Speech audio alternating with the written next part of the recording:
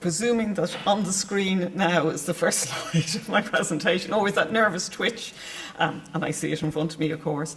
And thank you very much for the invite today, and to Richard and the team. It brings together two areas of huge interest to myself, of course, the sustainability side and the engineering side, and a great combination. And when we talk about kind of engineering, often people don't automatically think of sustainability, but sustainability has been a recurring theme in engineering discussions over many years, though sometimes that's been framed in terms of efficiency or innovation, equally important in their own right, but all contributing to sustainability. And throughout history, engineers have provided solutions to key societal challenges, and I think it's important that we remember this. And if we look around Ireland, we see the artefacts of previous generations of engineers that are the foundation of our society and our economy. The lighthouses, designed to preserve life and located in the most inhospitable environments, continue this role hundreds of years after their construction. The transport network of rail and canals built hundreds of years ago still again continued this function. And the network of water pipes and reservoirs that supply many of our homes, many of these were built during the Victorian era. So these structures still in place today are a testament to engineering excellence in generations previously. And of course we need engineers and we need engineering solutions now more than ever.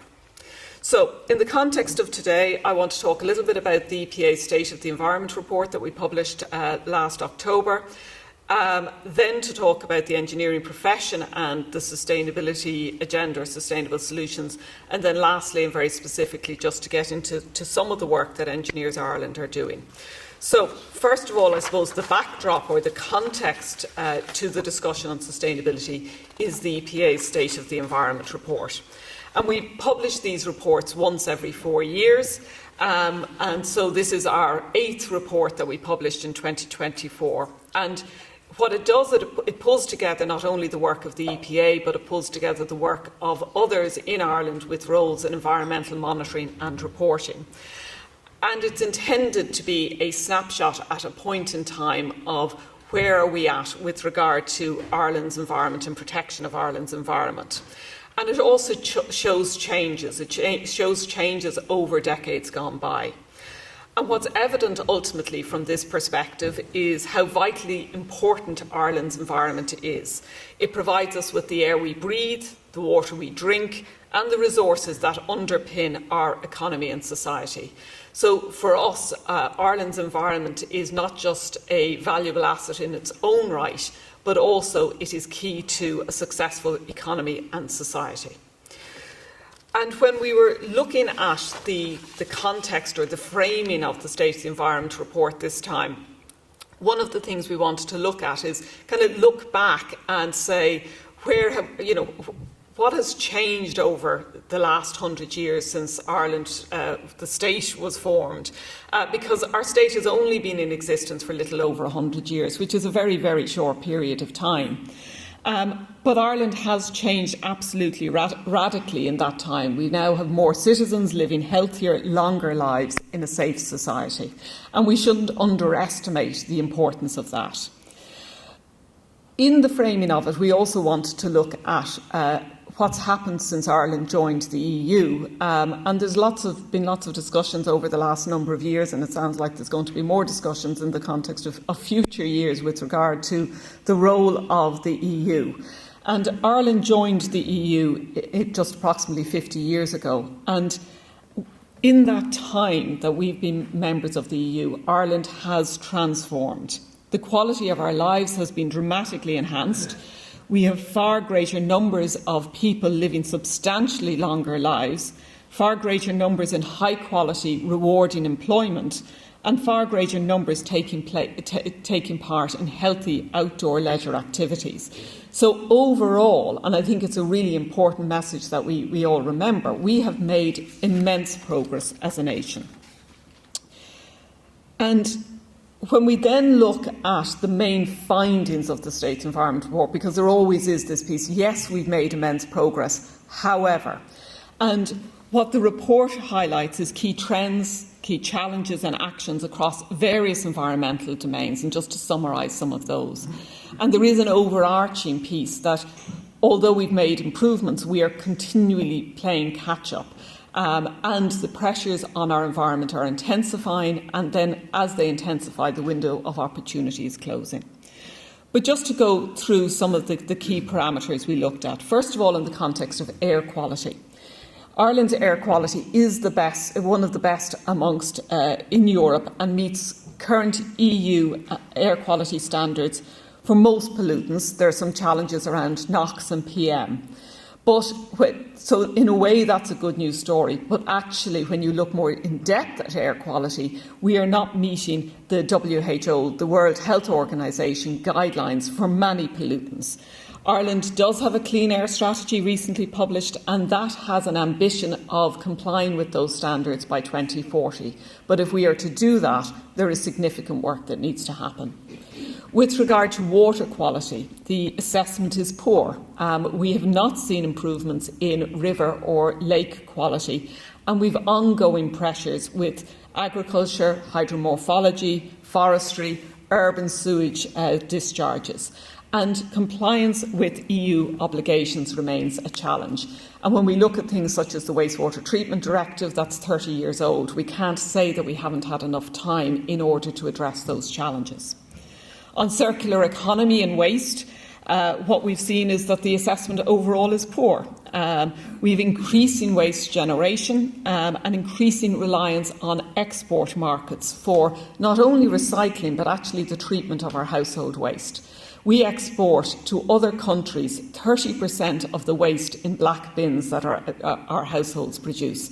As a first world nation, this is completely unacceptable, and it really shows the challenges that we face, but that we're not developing the infrastructure in Ireland to treat that type of waste.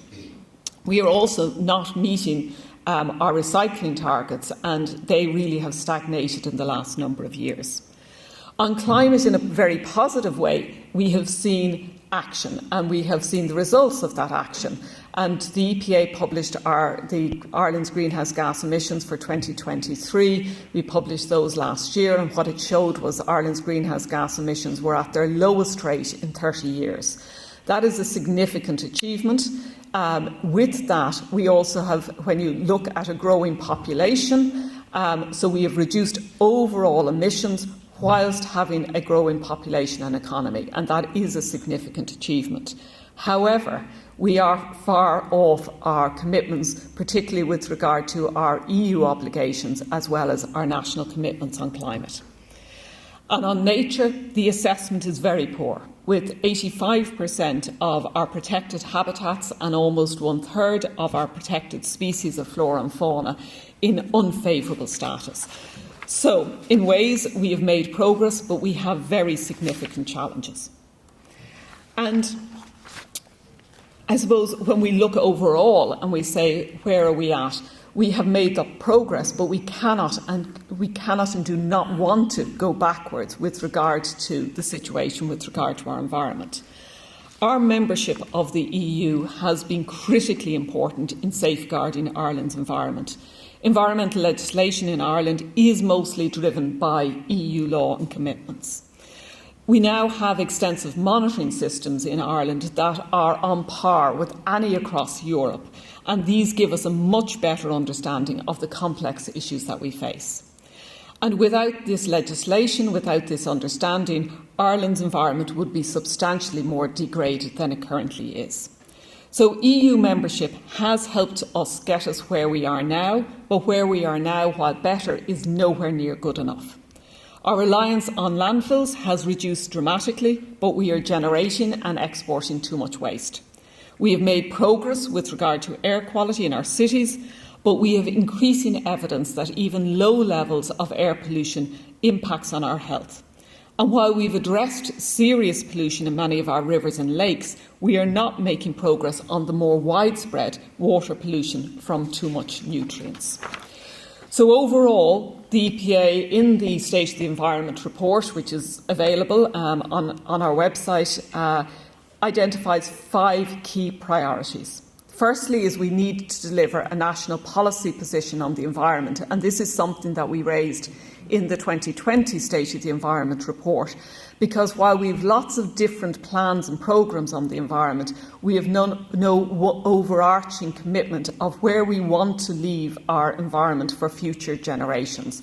And in countries like Sweden, they have made a commitment that what they want to do is have an environment that they leave to future generations that is in better condition than the one that was handed to them. And that gives an overarching framing for environmental protection. In addition, we have lots of plans and programmes that, if fully implemented, would significantly improve the quality of Ireland's environment. So we must drive implementation. And in many ways, we are very good at developing plans and programmes in Ireland, but actually the delivery and the implementation is where we fall down. And this is something that the EPA has highlighted again over a number of years. We must also transform our systems, and it actually links to some of what Jenny was talking about earlier. We need to have complete transformation of our energy, our transport, our food and our industrial sectors in order to achieve a sustainable future. What worked for us in the past is not what's going to work for us in the future. We also need to scale up in infrastructure. And the EPA, of course, are not the only organisation calling for this. When you look at the likes of the Competitiveness Council and many others are identifying that we need investments in water, we need investments in energy, transport and waste management in order to protect ourselves now and into the future. And the decisions we make now with regard to infrastructure will have implications for generations to come, as we've seen from the infrastructure we have inherited from others. But last but not least is around protecting the environment is protecting our health. And sometimes when we have discussions on environmental quality, people think, well, we'll sort out the economy, we'll sort out social issues, we'll sort out other things, and then we'll come back to the environment.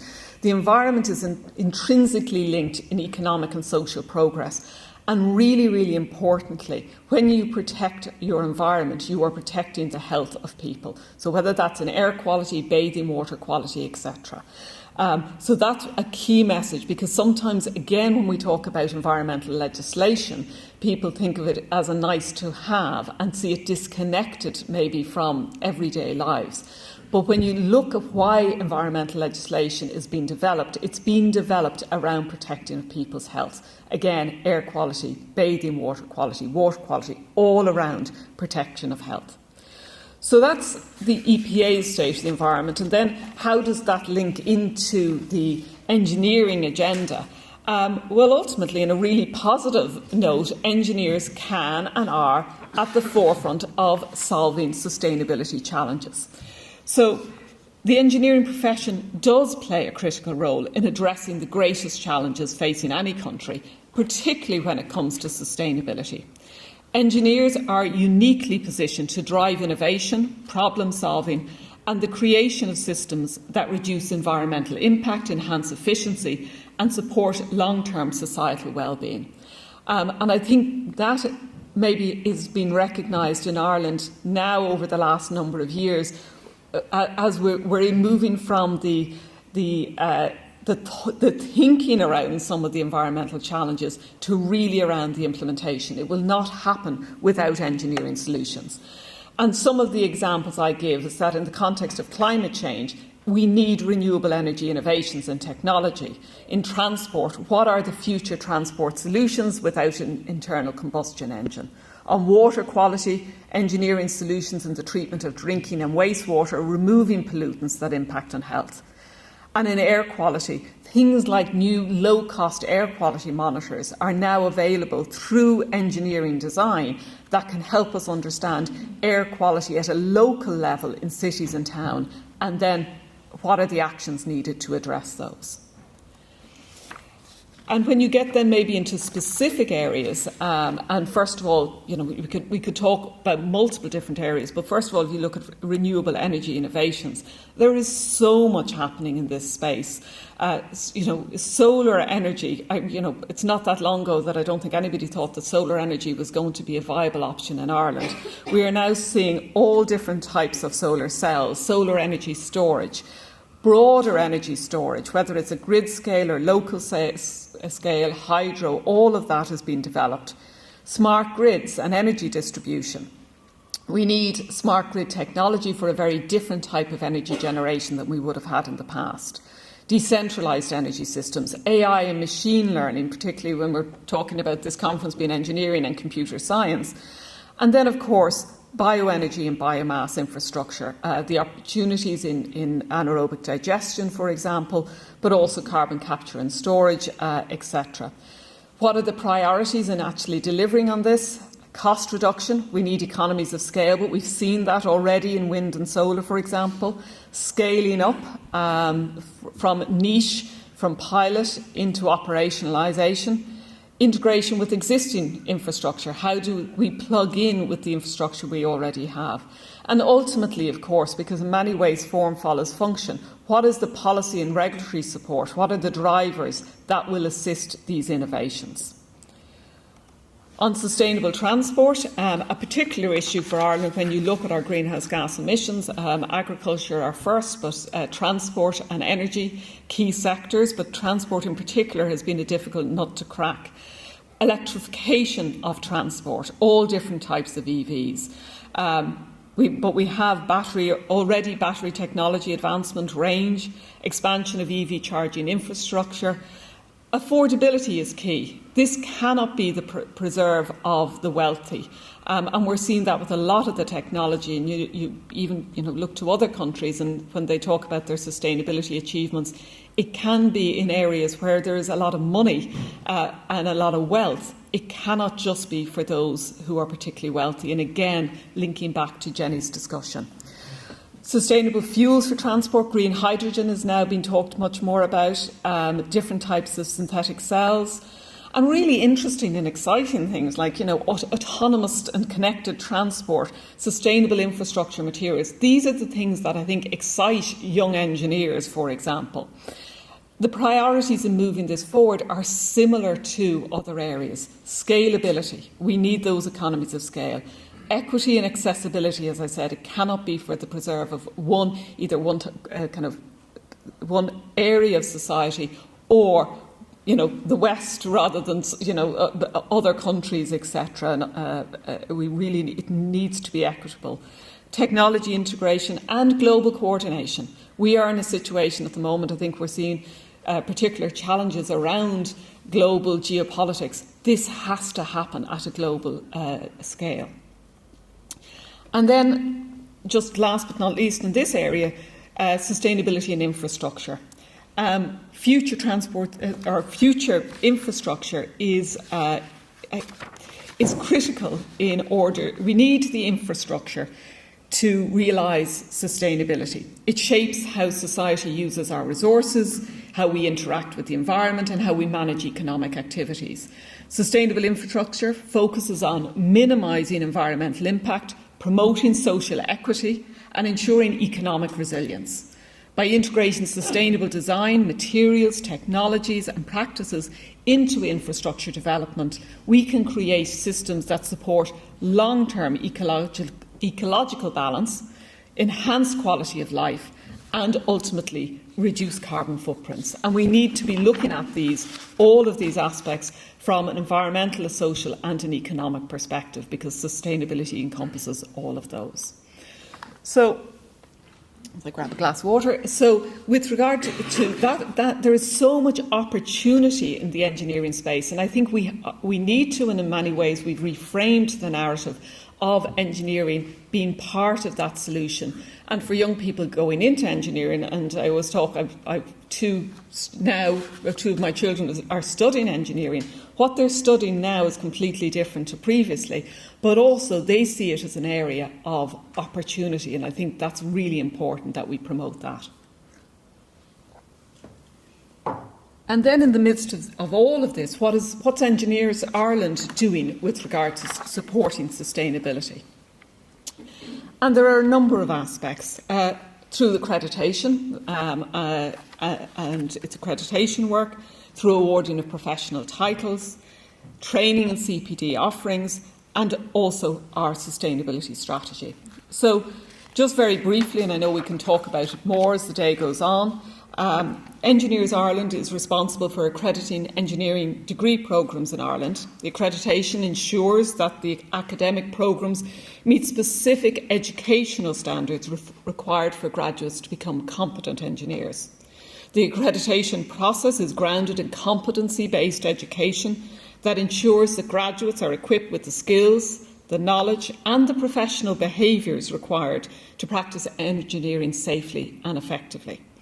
Graduates from accredited programmes in Ireland can have their qualifications recognised in other countries, really important in the context of sharing knowledge and being able to have those opportunities to go abroad.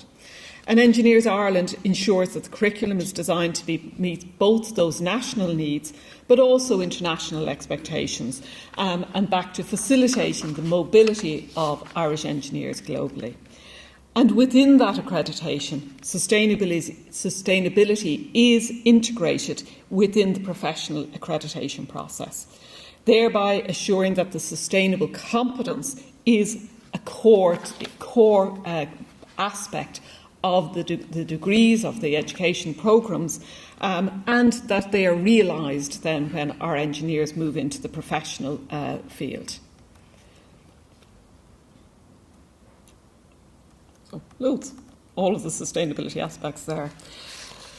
When we move into the registration of professional titles, of course, we then have the Chartered Engineer, we have the Associate Engineer, we have the Engineering Technician, and more recently, the Chartered Environmentalist. And I know Richard was at the fore of this, or core to promoting this at his time in Engineers Ireland.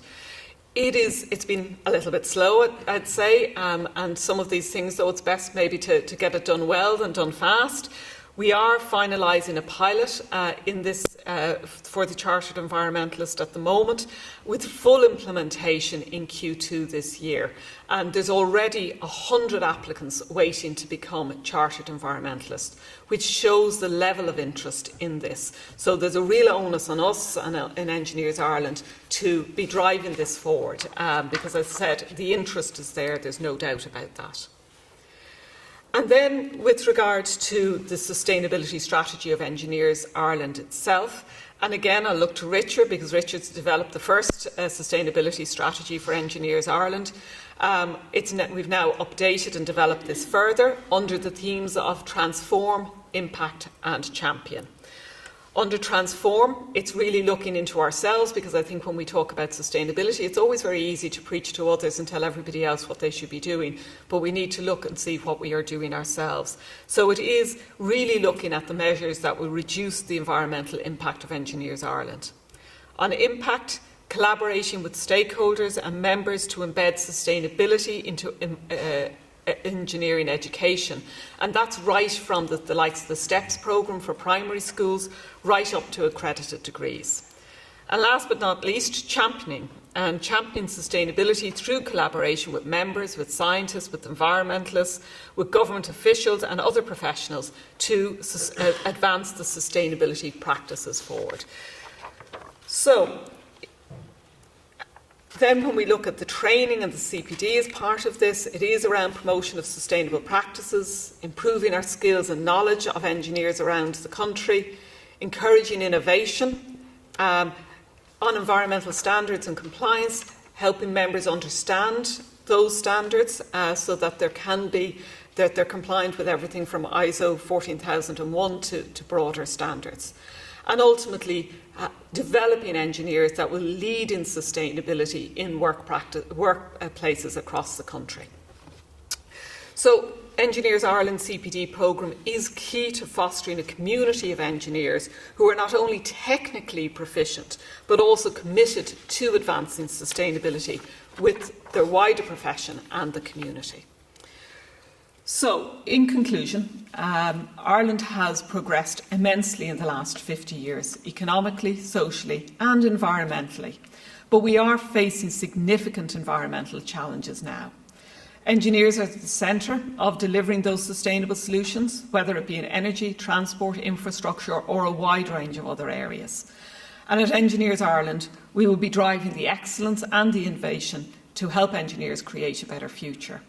And I suppose to leave you with, back to in the context of the EPA State of the Environment report, I'd ask every one of us needs to ask ourselves, what environment do we want to pass on to the next generation? What is the onus, or the onus should be on us to pass on an environment that is in better quality than the one that was passed on to us? Thank you very much.